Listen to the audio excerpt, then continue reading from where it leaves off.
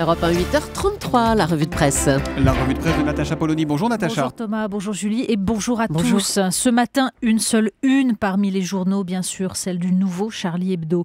Elle est d'ailleurs en une de Libération. Je suis en kiosque, en une de l'Humanité aussi, même pas mort. Var Matin, Vivant, Sud-Ouest, La Riposte, Le Courrier Picard, Charlie rit encore. L'Est est clair, Charlie dans les kiosques, l'armée dans les rues. Car c'est l'autre message du jour. Le Figaro, Valls, la France est en guerre contre l'islamisme radical. L'Opinion, Valls, chef de guerre.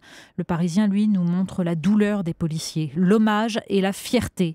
Et le Canard enchaîné célèbre son dessinateur disparu. Le message de Cabu, allez les gars, ne vous laissez pas abattre. Charlie Hebdo, c'est le mot du jour, c'est le titre du jour. Bien sûr, et l'émotion est présente dans le récit de Philippe Lançon, blessé dans l'attaque et publié par Libération, dans celui surtout de Sigolène Vincent dans Le Monde. Un texte éprouvant, magistral qui nous raconte la confrontation d'un être humain avec la mort, avec l'absurde. Mais ce que tout le monde lira ce matin, c'est évidemment Charlie Hebdo lui-même et ses dessins des disparus, celui de Tignous et ses 3 barbus entourés des sempiternelles mouches. Il ne faut pas toucher aux gens de Charlie Hebdo, sinon ils vont passer pour des martyrs et une fois au paradis, ces enfoirés vont nous piquer toutes nos vies. Et puis ceux des survivants comme Rhys qui a dessiné de la main gauche. Dessinateur à Charlie Hebdo, c'est 25 ans de boulot. Terroriste, c'est 25 secondes de boulot. Terroriste, un métier de feignant et de branleur. Oui, l'esprit de Charlie, fait de dérision, de provocation, de dessins graveleux aussi. Et puis ces textes toujours précis, aiguisés entre le souvenir et la colère. Une chronique ancienne de Bernard Maris décryptant le pluralisme d'un journal composé de personnalités singulières. Soutien au bombardement de l'OTAN en Serbie alors qu'une partie de l'équipe était contre. Oui au traité constitutionnel, là aussi une partie de l'équipe était pour le non. Et puis lui, Bernard Maris, critique du progrès, antilibéral. Et cette affirmation, la politique selon Charlie, écrivait-il, ne consiste pas à déclamer mais à interroger. Pourquoi la vie n'est-elle pas celle que nous rêvons, poétique, pacifiée, intelligente, contradictoire, mais telle qu'aucune contradiction, aucune chamaillerie ne puisse au terme d'une belle discussion se dissoudre dans un verre de rouge et jamais dans une flaque de sang.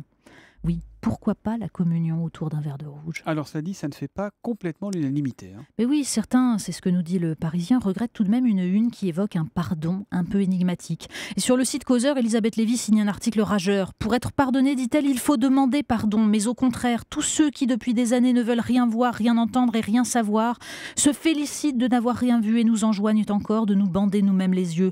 Non, décidément, je ne pardonne pas, ni aux assassins, ni aux aveugles.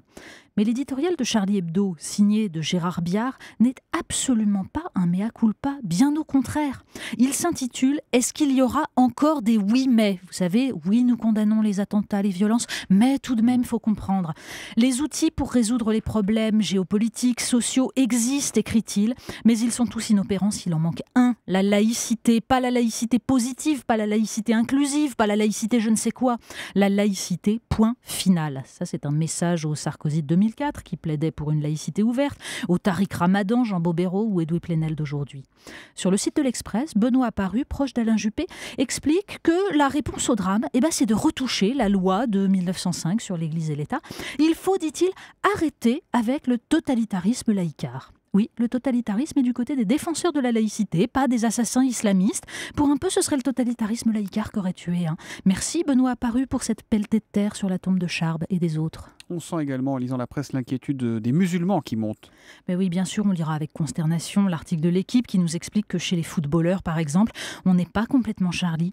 Mais les témoignages de musulmans dans Libération nous racontent surtout les tensions, les débats, la diversité des opinions, les clichés, le racisme ordinaire à affronter. Alors, dans le Figaro, Nasser Kader, ancien député danois, affirme que ceux qui disent que les terroristes n'ont rien à voir avec l'islam n'aident pas. C'est l'islam aussi, dit-il. En refusant de le reconnaître, les Occidentaux ne nous rendent pas service à nous, les musulmans démocrates, car comment se battre si on n'identifie pas clairement l'ennemi? Le fossé, ajoute-t-il, n'est pas entre pro-musulmans et anti-musulmans, mais entre démocrates et anti-démocrates.